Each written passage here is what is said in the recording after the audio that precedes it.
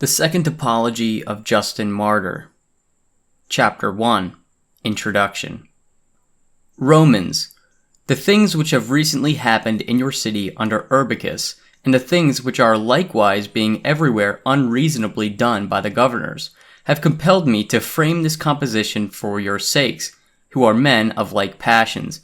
And brethren, though you know it not, and though you be unwilling to acknowledge it on account of your glorying in what you esteem dignities. For everywhere, whoever is corrected by father, or neighbor, or child, or friend, or brother, or husband, or wife, for a fault, for being hard to move, for loving pleasure and being hard to urge to what is right, except those who have been persuaded that the unjust and intemperate shall be punished in eternal fire, but that the virtuous and those who lived like Christ shall dwell with God in a state that is free from suffering. We mean those who have become Christians, and the evil demons who hate us, and who keep such men as these subject to themselves, and serving them in the capacity of judges, incite them as rulers actuated by evil spirits to put us to death. But that the cause of all that has taken place under Urbicus may become quite plain to you, I will relate what has been done. Chapter 2. Urbicus condemns the Christians to death.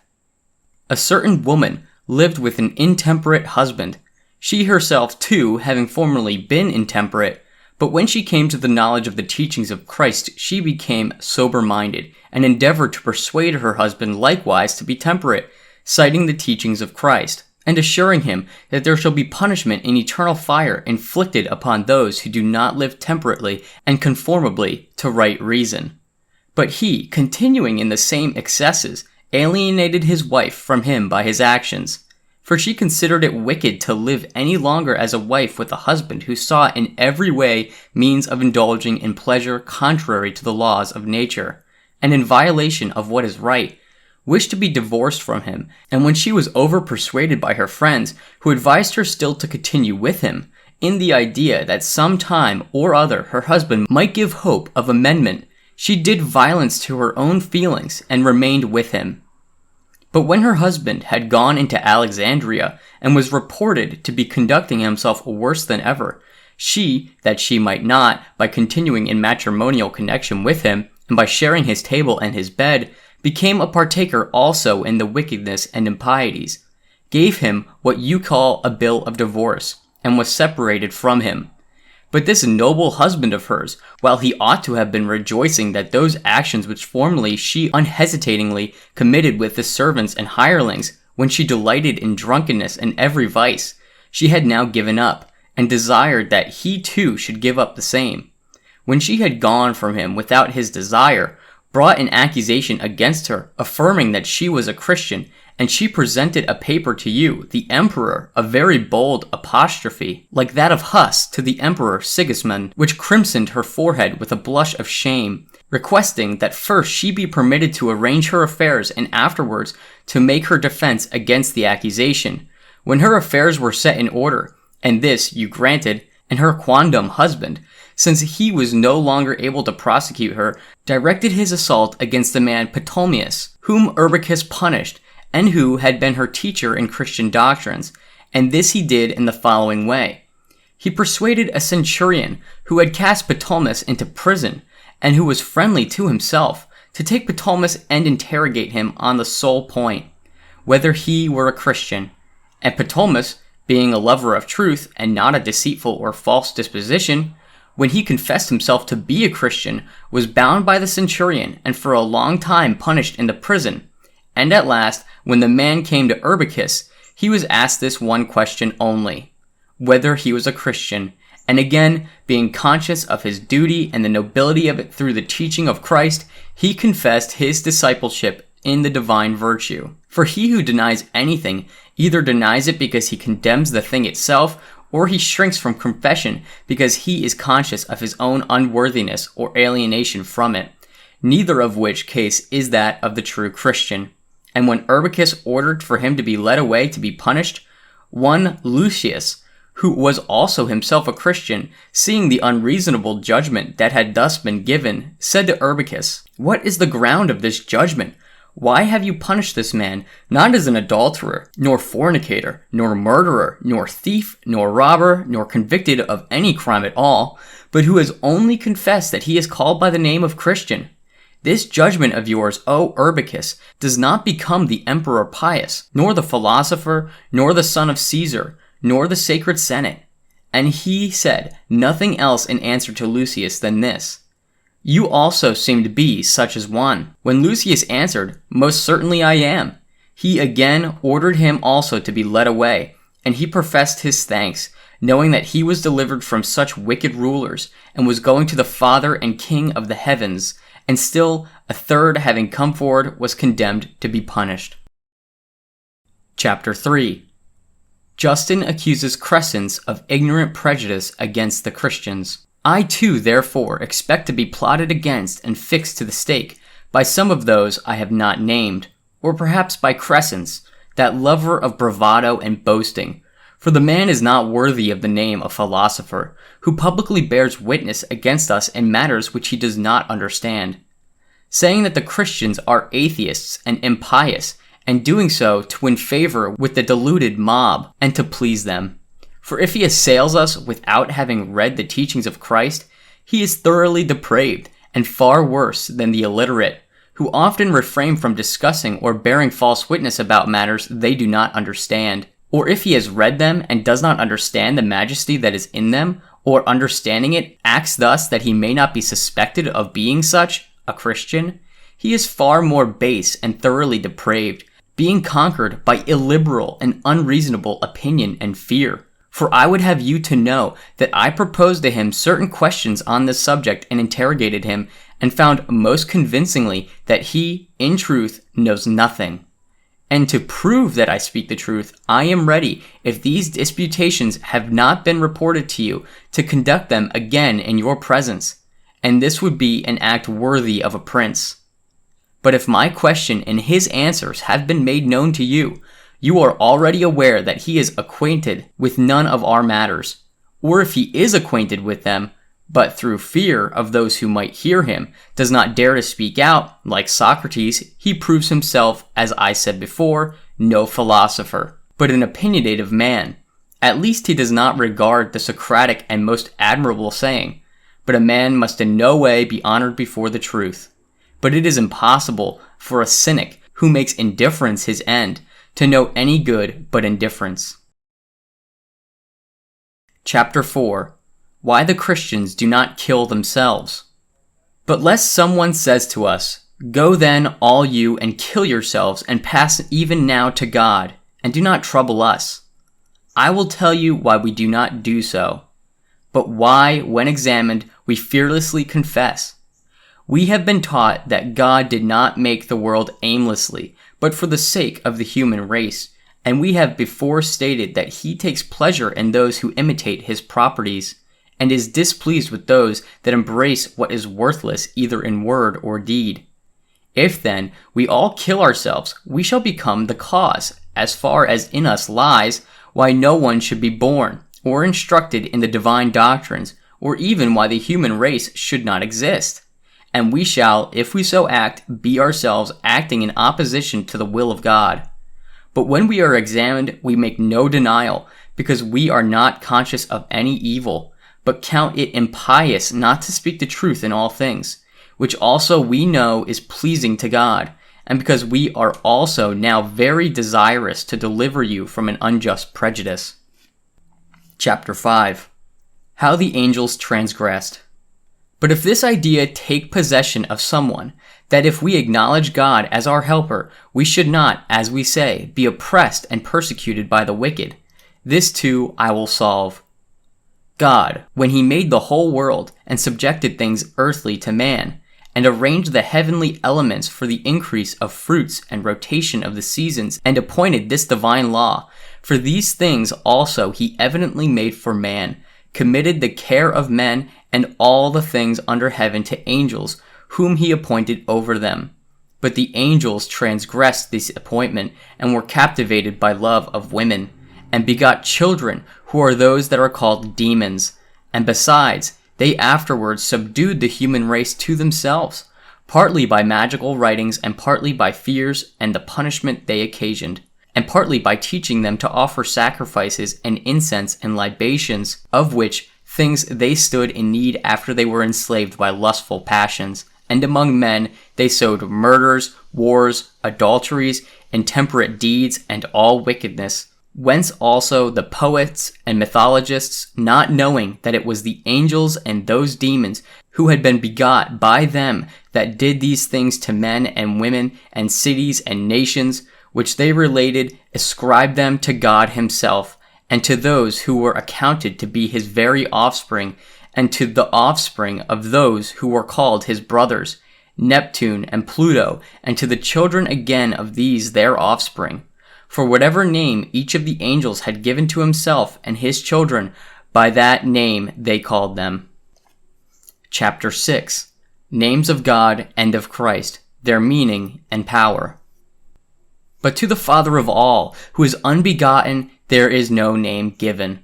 For by whatever name he be called, he has, as his elder, the person who gives him the name. But these words, Father and God and Creator and Lord and Master, are not names, but appellations derived from his good deeds and functions, and his Son, who alone is properly called Son, the Word, who also was with him and was begotten before the works, when at first he created and arranged all things by him, is called Christ, in reference to his being anointed and God's ordering all things through him, this name itself also containing an unknown significance, as also the appellation God is not a name, but an opinion implanted in the nature of men of the things that can hardly be explained. But Jesus, his name as man and Savior, has also significance, for he was made man also, as we before said, having been conceived according to the will of God the Father, for the sake of believing men and for the destruction of the demons. And now you can learn this from what is under your own observation. For numberless demoniacs throughout the whole world and in your city, many of our Christian men exercising them in the name of Jesus Christ, who was crucified under Pontius Pilate, have healed and do heal, rendering helpless and driving the possessing devils out of men, though they could not be cured by all the other exorcists and those who used incantations and drugs.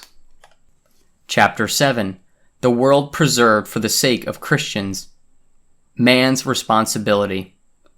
Wherefore God delays, causing the confusion of the destruction of the whole world, by which the wicked angels and demons and men shall cease to exist, because of the seed of Christians, who know that they are the cause of preservation in nature. Since if it were not so, it would not have been possible for you to do these things, and to be impelled by evil spirits. But the fire of judgment would descend and utterly dissolve all things, even as formerly the flood left no one but him only with his family, who is by us called Noah, and by you Deucalion, from whom against such vast numbers have sprung, some of the evil and others good. For so we say that there will be the conflagration, but not as the Stoics, according to the doctrine of all things being changed into one another, which seems most degrading. But neither do we affirm that it is by fate that men do what they do, or suffer what they suffer, but that each man by free choice acts rightly or sins, and that it is by the influence of the wicked demons that earnest men, such as Socrates and the like, suffer persecution and are in bonds, while Sardanapalus, Epicurus, and the like seem to be blessed in the abundance and glory. The Stoics, not observing this, maintain that all things take place according to the necessity of fate. But since God in the beginning made the race of angels and men with free will, they will justly suffer in eternal fire the punishment of whatever sins they have committed. And this is the nature of all that is made, to be capable of vice and virtue. For neither would any of them be praiseworthy unless there were power in turn to both virtue and vice. And this also is shown by those men everywhere who have made laws and philosophized according to right reason. By their prescribing to do some things and refrain from others, even the Stoic philosophers in their doctrines of morals steadily honor the same things, so that it is evident that they are not very felicitous in what they say about principles and incorporeal things. For if they say that the human actions come to pass by fate, they will maintain either that God is nothing else than the things which are ever turning and altering and dissolving into the same things, and will appear to have had a comprehension only of the things that are destructible, and to have looked on God himself as emerging both in part and in whole in every wickedness, or that neither vice nor virtue is anything, which is contrary to every sound idea, reason, and sense. Chapter 8. All have been hated in whom the word has dwelt. And those of the Stoic school, since so far as their moral teachings went, they were admirable, as were also the poets in some particulars, on account of the seed of reason, the Logos, implanted in every race of men, were, we know, hated and put to death. Heraclitus, for instance, and among those of our own time, Musonius, and others, for as we intimated, the devils have always affected that all those who anyhow live a reasonable and earnest life and shun vice be hated. And it is nothing wonderful if the devils are proved to cause those to be much worse hated, who lived not according to a part only for word diffused among men, but by knowledge and contemplation of the whole world, which is Christ. And they, having been shut up in eternal fire, shall suffer their just punishment and penalty. For if they are even now overthrown by men through the name of Jesus Christ, this is an intimation of the punishment in eternal fire, which is to be inflicted on themselves and those who serve them. For thus did both all the prophets foretell, and our own teacher Jesus teach. Chapter 9. Eternal punishment, not a mere threat. And that no one may say what is said by those who are deemed philosophers, that our assertions that the wicked are punished in eternal fire are big words or bugbears, and that we wish men to live virtuously through fear, and not because such a life is good and pleasant. I will briefly reply to this, that if this be not so, God does not exist. And if he exists, he cares not for men, and neither virtue nor vice is anything. And as we said before, lawgivers unjustly punish those who transgress good commandments. But since these are not unjust, and their Father teaches them by the word to do the same things as himself, they who agree with them are not unjust. And if one object that the laws of men are diverse, and say that with some one thing is considered good and another evil, while with others what seemed bad to the former is esteemed good, and what seemed good is esteemed bad, let him listen to what we say to this. We know that the wicked angels appointed laws comfortable to their own wickedness, in which the men who are like them delight, and the right reason, when he came, proved that not all opinion nor all doctrines are good, but that some are evil, while others are good. Wherefore I will declare the same and similar things to such as these, and if need be, they will be spoken of more at large. But at present I return to the subject. Chapter 10. Christ compared with Socrates. Our doctrines, then, appear to be greater than all human teaching, because Christ, who appeared for our sakes, became the whole rational being, both body and reason and soul. For whatever either lawgivers or philosophers uttered well, they elaborated by finding and contemplating some part of the word. But since they did not know the whole of the word, which is Christ, they often contradicted themselves, and those who by human birth were more ancient than Christ, when they attempted to consider and prove things by reason, were brought before the tribunals as impious persons and busybodies. And Socrates, who was more zealous in this direction than all of them, was accused of the very same crimes as ourselves. For they said that he was introducing new divinities and did not consider those to be gods whom the state recognized. But he cast out from the state both Homer and the rest of the poets, and taught men to reject the wicked demons and those who did the things which the poets related. And he exhorted them to become acquainted with the God who was to them unknown by means of the investigation of reason, saying, that it is neither easy to find the Father and Maker of all, nor, having found them, is it safe to declare him to all. But these things our Christ did through his own power, for no one trusted in Socrates so as to die for this doctrine, but in Christ, who is partially known even by Socrates, for he was and is the Word who is in every man, and who foretold the things that were to come to pass through the prophets, and in his own person, when he was made of like passions, and taught these things. Not only philosophers and scholars believed, but also artisans and people entirely uneducated, despising both glory and fear and death, since he is a power of the ineffable Father, not the mere instrument of human reason. Chapter 11. How Christians View Death. But neither should we be put to death, nor would wicked men and devils be more powerful than we. Were not death and debt due by every man that is born? Wherefore we give thanks when we pay this debt, and we judge it right and opportune to tell here, for the sake of Crescens, and those who rave as he does, what is related by Xenophon.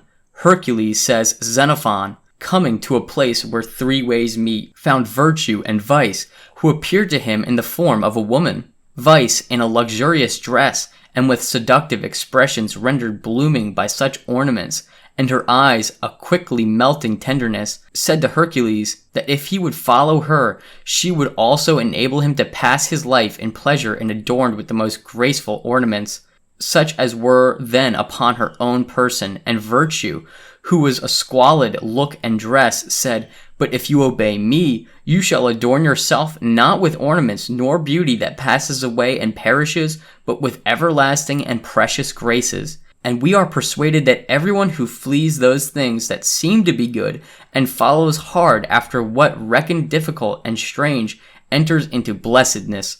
For vice, when by imitation of what is incorruptible, for what is really incorruptible, she neither has nor can produce. She has thrown around her own actions as a disguise the properties of virtue and qualities which are really excellent, leads captive earthly-minded men attaching to virtue her own evil properties. But those who understood the excellence which belongs to that which is real are also uncorrupt in virtue. And this every sensible person ought to think both of Christians and the athletes, and of those who did what the poets relate of the so-called gods, concluding as much for our contempt of death, even when it could be escaped. Chapter 12. Christians proved innocent by their contempt of death. For I myself too, when I was delighted in the doctrines of Plato, and heard the Christians slandered, and saw them fearless of death, and of all other things which are counted fearful, perceived that it was impossible that they could be living in wickedness and pleasure.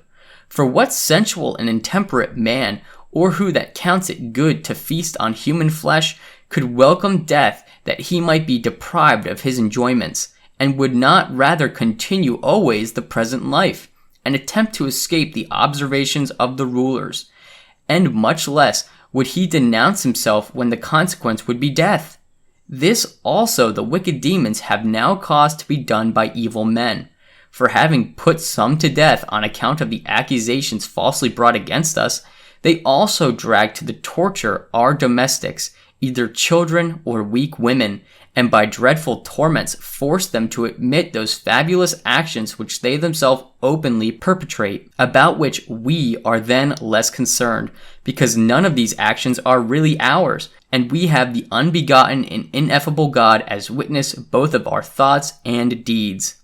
For why do we not even publicly profess that these were the things which esteemed good, and prove that these are the divine philosophy, saying that the mysteries of Saturn are performed when we slay a man, and that when we drink our fill of blood, as it is said that we do, we are doing what you do before that idol you honor, and on which you sprinkle the blood not only of irrational animals but also men, making a libation of the blood of the slain by the hand of the most illustrious and noble man among you, and imitating Jupiter and the other gods in sodomy and shameless intercourse with women, Might we not bring as our apology the writings of Epicurus and the poets? But because we persuade men to avoid such instructions, and all who practice them and imitate such examples, as now in this discourse we have striven to persuade you, we are assailed in every kind of way, but we are not concerned, since we know that God is a just observer of all. But would that even now someone would mount a lofty rostrum and shout with a loud voice, be ashamed, you who charge the guiltless with those deeds which you yourselves openly could commit, and describe things which apply to yourselves and to your gods to those who have not even the slightest sympathy with them. Be converted, become wise. Chapter 13. How the word has been in all men. For I myself, when I discovered the wicked disguised with the evil spirits had thrown around the divine doctrines of Christians to turn aside others from joining them, laughed both at those who framed these falsehood and at the disguise itself and at popular opinion, and I confess that I both boast and with all my strength strive to be found a Christian, not because the teachings of Plato are different from those of Christ, but because they are not in all respects similar, as neither are those of others, Stoics and poets and historians. For each man spoke well in proportion to the share he had of the spermatic word, seeing what was related to it. But they who contradict themselves on the more important points appear not to have possessed the heavenly wisdom, and the knowledge which cannot be spoken against.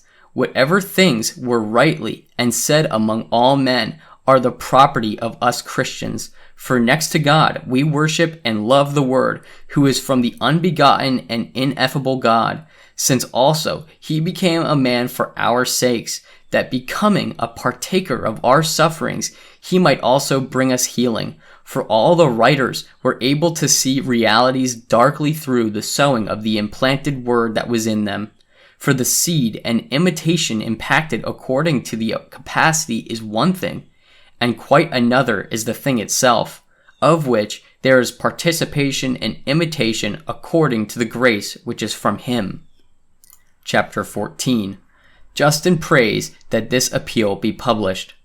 And we therefore pray you to publish this little work, appending what you think right, that our opinions may be known to others, and that these persons may have a fair chalice of being freed for the erroneous notions of and ignorance of good, who by their own fault have become subject to punishment, that so these things may be punished to men, because it is in the nature of a man to know good and evil, and by their condemning us, whom they do not understand, for actions which they say are wicked, and by delighting in the gods who did such things, and even now require similar actions from men, and by inflicting on us death or bonds or some other such punishment, as if we were guilty of these things, they condemn themselves, so that there is no need of other judges. Chapter 15. Conclusion. And I despise the wicked and the deceitful doctrines of Simon of my own nation, and if you give this book your authority, we will expose him before all, that if possible they may be converted. For this end alone did we compose this treatise, and our doctrines are not shameful, according to a sober judgment, but are indeed more lofty than all human philosophy, and if not so, they are at least unlike the doctrines of the Socratists, and Philandians, and dancers, and Epicureans, and such other teachings of the poets, which all are allowed to acquaint themselves with both as acted and as written, and henceforth we shall be silent, having done as much as we could, and having added the prayer that all men everywhere may be counted worthy of the truth, and would that you also, in a manner becoming of piety and philosophy, would for your own sakes judge